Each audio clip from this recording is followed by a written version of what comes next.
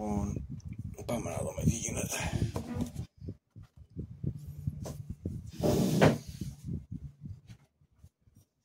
Κάναμε το γέμισμα και τώρα πάμε να αρχίσουμε να κάνουμε 3, 4, 5 κύκλους γυαλίσματος πριν κατεβάσουμε για να ισιώσουμε το φινίρισμα. Λοιπόν, γεμίζουμε εδώ.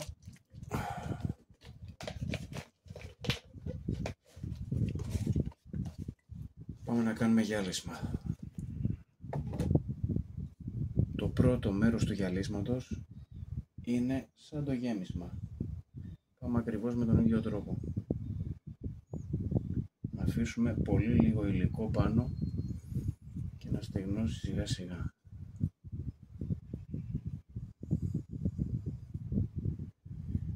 Θα μπώνει τώρα λίγο. Βλέπουμε τα ίχνη του σελάκ να σβήνουν καθώς στεγνώνουν και αφήνει πάρα πολύ λίγο υλικό.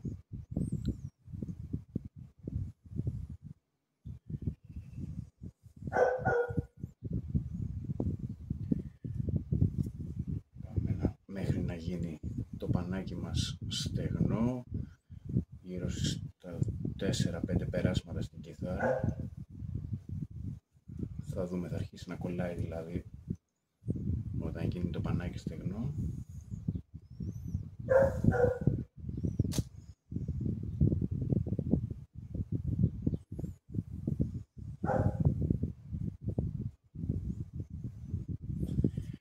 Προσέχουμε να μην πάμε στο ίδιο σημείο 2 φορές γιατί θα κολλήσει το φινίρισμα. Ενώ έτσι πάει ωραία. Λοιπόν, τρίτη έχει αρχίσει λίγο να κολλάει και βλέπω ότι μειώνεται το ίχνος του σελάκ. Μια τέταρτη φορά πέρασμα και μετά μάλλον θα αρχίσουμε να γυαλίζουμε.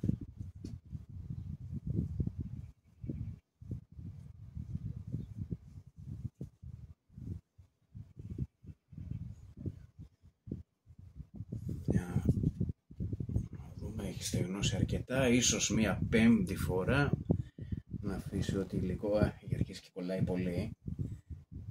Πρέπει να βάλω λίγο περισσότερη δύναμη. Βλέπω το ίχνος είναι ανεπαίσθητο, οπότε πάμε να αρχίσουμε το γυάλισμα. Λοιπόν, τώρα έτσι όπως τα κάναμε πάνω κάτω, επειδή δεν κάναμε και overlap πολύ, έχουμε δημιουργήσει κάθετες γραμμές από το σελάκ. Αυτές πρέπει να τις στρώσουμε. Θα πάρουμε μία σταγόνα, κυριολεκτικά μία σταγόνα ελαιόλαδο, μία σταγόνα, πήγε πάνω, κλείνουμε ξανά καλά, μην τα κάνουμε μαντάρα με καμιά λάθος κίνηση. Και τώρα στην αρχή πολύ απαλά για να διανύμουμε το ελαιόλαδο πάνω, αυτή τη σταγόνα, κυκλικές κινήσεις, πολύ ελαφριά και πολύ απαλά και γρήγορα, να πάει παντού το λαδάκι μας. Λοιπόν, τώρα τι κάνουμε? Έτσι όπως είναι οι κάθετες ρίγες, με τις κυκλικές κινήσεις τις πάμε πέρα δόθεν, δεξιά αριστερά, και τις μοιράζουμε στο φινίρισμα. Δεν πρέπει να μένουμε πάρα πολύ σε ένα σημείο, πάμε γρήγορες κινήσεις και φεύγουμε γρήγορα για να μην κάψουμε το φινίρισμά μας. Και τώρα θα μας βγει το χέρι. Κυριολεκτικά αυτή η δουλειά είναι, πρέπει να αλλάζεις σημεία στον αγκώνα σου, σημεία στο χέρι σου, να αλλάζεις χέρι τελείως, και θα κάνουμε αυτή τη δουλειά μέχρι να πάρουμε όλες τις κάθετες ρηγές. Λοιπόν, τις αισθάνεσαι τις κάθετες ρηγές καθώς διανύμουμε το ελαιόλαδο και πάμε γρήγορα. Τις αισθάνεσαι τις κάθετες ρηγές, ότι τις παίρνεις και τις εξαφανίζεις, τα καταλαβαίνεις τα εξωκόμματα. Δεν επιμένουμε πολύ σε ένα σημείο, ούτως ή άλλως θα γίνουν πάρα πολλά περάσματα, οπότε δεν υπάρχει λόγος. Σταδιακά βάζουμε και λίγο λιγότερη δύναμη. Θέλουμε την τριβή που δημιουργεί θερμότητα, αλλά δεν θέλουμε πολύ θερμότητα για να μην κάψουμε το σελάκ. Το σελάκ με την τριβή θα δώσει θερμοκρασία, θα λιώσει λίγο και θα διανεμηθεί ωραία, αλλά δεν θέλουμε πολύ θερμότητα γιατί θα το κάψουμε. Είναι λίγο μπελαλίδικο το υλικό, δεν είναι απλό στην εφαρμογή του, αλλά είναι πολύ ωραία διαδικασία. Παίρνει το χρόνο της, αλλά μου αρέσει γιατί με αυτή τη μέθοδο που κάνω σε έχει πάντα πάνω από την κιθάρα. Δεν είναι ότι θα περάσεις μια πολυουρεθάνη λαδιού και θα περιμένεις 4 ώρες να στεγνώσει, ή μια πολυουρεθάνη νερού και θα περιμένεις καμιά ώρα να στεγνώσει για να πας στο επόμενο βήμα. Εδώ σε 15 λεπτάκια το πολύ έχουν στεγνώσει τα πάντα. Προσοχή, δεν έχουν σφίξει, δεν είναι έτοιμα. Δεν είναι ότι το σελάκ θα είναι έτοιμο για χρήση, αλλά έχει στεγνώσει αρκετά για να μπορείς να δουλέψεις στο επόμενο στάδιο. Οπότε τώρα πάω να δώσω λίγο πιο πολύ δύναμη και μόλις νιώσω το πανάκι μου να κολλάει, θα αρχίσω μια άλλη κίνηση, την πρώτη κίνηση. Δηλαδή τώρα έχω πάρει τις καύτες γραμμές και τις έχω πάει δεξιά-αριστερά. Μετά θα τις ξαναστρώσω έτσι, αφού πλέον οι γραμμές από έτσι έχουν γίνει έτσι, θα τις ξαναστρώσω έτσι, εδώ, κάθετα πάλι, όπως έκανα την εφαρμογή για το γέμισμα, και θα εξαφανιστούν, δεν θα τις νιώθεις πουθενά. Λοιπόν, αλλά πάμε πρώτα λίγο να αλλάξουμε και λίγο χέρι, γιατί θέλει γρήγορες κινήσεις, η αλήθεια είναι, γιατί δημιουργεί τη σωστή τριβή για να αναπτύξει τη σωστή θερμοκρασία. Τώρα υποθέσεις κάνω, γιατί αυτή τη μέθοδο δεν την έχω ξαναχρησιμοποιήσει. Έχω κάνει French polishing με την παλιά μέθοδο, που όλο έκανα κυκλικές κινήσεις πάρα πολλές φορές επί μέρες, αλλά ήθελα να δοκιμάσω έτσι με αυτόν τον τρόπο, με τη λογική ότι δεν προλαβαίνει να στεγνώσει τελείως το όργανο. Δηλαδή πας από το ένα στάδιο στο άλλο, πηδάς από το ένα στάδιο στο άλλο με διαφορά 15 λεπτών τέλος πάντων, και μπορείς σε μία μέρα να τελειώσεις μια κιθάρα, θεωρητικά πάντα, δεν ξέρω, θα δείξει τώρα η αυτοψία. Μπορείς να την τελειώσεις και σου σε έχει και πάλι πάνω από το όργανο να το δουλεύεις. Προσοχή, μην μείνουμε πολύ σε ένα σημείο.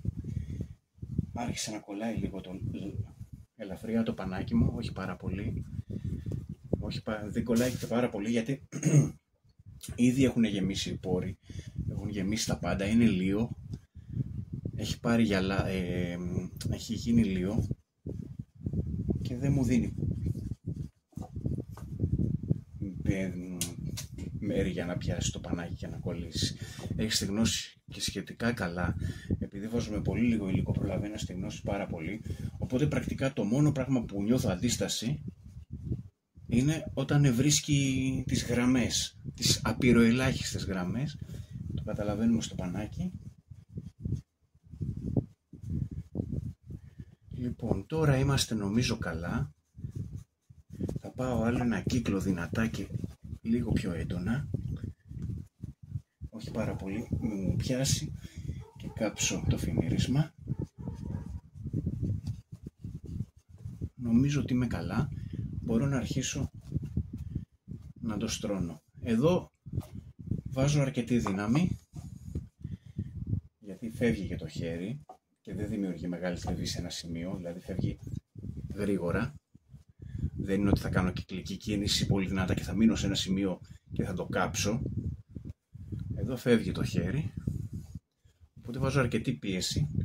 Πρακτικά έχει στεγνώσει και το πανάκι πάρα πολύ. Τι πάρα πολύ, τελείως, δεν το νιώθω καθόλου. Δεν νιώθω ούτε λάδι ούτε σελάκ. Και στρώνω τις οριζόντιες καύτες, τέλος πάντων ήταν έτσι, τώρα είναι έτσι οι γραμμές. Στρώνω τις οριζόντιες γραμμές. Για την ακρίβεια δεν νιώθω και πολύ τις οριζόντιες γραμμές τώρα. Έχουν φύγει, έχει λιανθεί. Οπότε θα κάνουμε τώρα 3, 4, 5, 6, θα δούμε πώς θα πάρει. Το κόβω για αυτός είναι πρακτικά είναι ο δεύτερος κύκλος γυαλίσματος που κάνω. Είχα κάνει και έναν πριν, οπότε μάλλον 4 θα τους πάρει. Δεν νομίζω 3, δύσκολα 4, αλλά στους 4 πιστεύω θα είμαστε καλά. Στους 4 κύκλους και μετά πάμε για ίσιωμα. Με έναν ανορθόδοξο τρόπο. Το ίσιωμα θεωρητικά γινότανε στο πανάκι μόνο ενόπνευμα ή ό,τι άλλη αλκοόλη χρησιμοποιεί κανείς τέλος πάντων για αυτή την τεχνική, για να λιώσει το σελάκ του μαλάκα. Μόνο ενόπνευμα και κάναμε πάλι αυτή την κίνηση, ούτως ώστε το ενόπνευμα να λιώσει απειροελάχιστα την επιφάνεια του σελάκ πάνω, που έχει μείνει με γραμμές και τέλος πάντων όπου είναι uneven που λένε και στο χωριό μου, όπου είναι ανομοιόμορφη, και να το ισιώσει. Εγώ δεν θα κάτσω να παιδευτώ, γιατί πραγματικά αυτός ο τρόπος του νατοισιώματος είναι για μένα τραγικά δύσκολος, πολύ, πολύ ζωρικός, και θα το γυαλίσω με γυαλόχαρτο. Θα πάρω ένα 1.000, 1.200 ξηρό υγρό γυαλοχαρτάρισμα, αυτό δηλαδή που κάνει και για υγρό και για στεγνό γυαλοκαθάρισμα. Θα ξεκινήσω ψηλά, επειδή δεν το έχω ξανακάνει σε σελάκ με το γυαλοχαρτάρο, όπως γυαλοχαρτάρουμε δηλαδή την πολυουρεθάνη για να ισιώσει.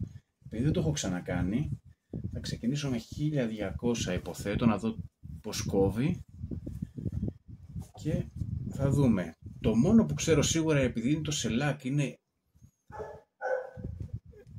υλικό το οποίο στομώνει το γυαλόχαρτο, λογικά δηλαδή θα το στουμπώσει. Δεν ξέρω αν χρειαστεί να κάνω υγρό γυαλοχαρακτάρισμα.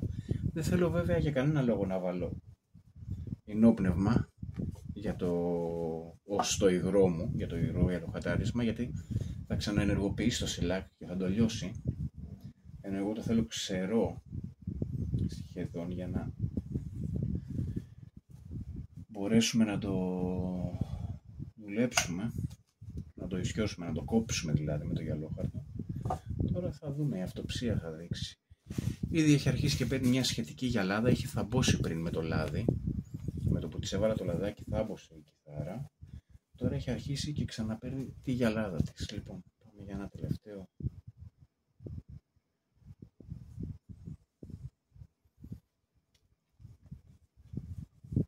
Εδώ.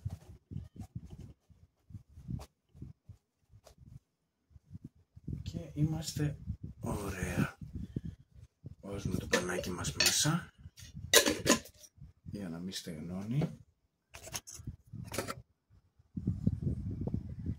και παίρνει ένα ωραίο γυάλισμα. Ήδη από το δεύτερο κύκλο γυαλίσματος παίρνει ένα ωραίο γυάλισμα. Θα γίνουν 4 κύκλοι γυαλίσματος, μετά τρίψουμε με γυαλόχαρτο ίσιωμα και μετά ξανά κύκλοι γυαλίσματος. Τώρα πόσοι θα δούμε στην πορεία. Λοιπόν, μετά από 4 κύκλους γεμίσματος, 10 κύκλους γυαλίσματος ανάμεσα σε 2 γυαλοχαρταρίσματα, είμαστε καλά.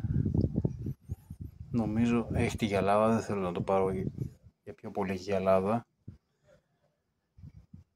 και δεν φαίνεται καλά το φωτισμό τώρα. Είναι καλό φωτισμό. Τώρα θα περιμένουμε 2 μέρες, 1 με 2 μέρες, ούτως ώστε να σταθεροποιηθεί και να ανεβάσει το λάδι πάνω, να ξεράσει το λάδι πάνω που έχουμε βάλει στο γυάλισμα. Αυτές τις 10 σταγόνες λάδι, μία σε κάθε κύκλο. Μόλις ξεράσει το λάδι πάνω και σταθεροποιηθεί, θα αρχίσουμε με σκέτο με σκέτη αλκοόλι να βγάλουμε το λάδι. Και σε κάνα μήνα θα είναι πλήρης σταθεροποιημένο το φινίρισμα και θα δούμε πώς θα βγει.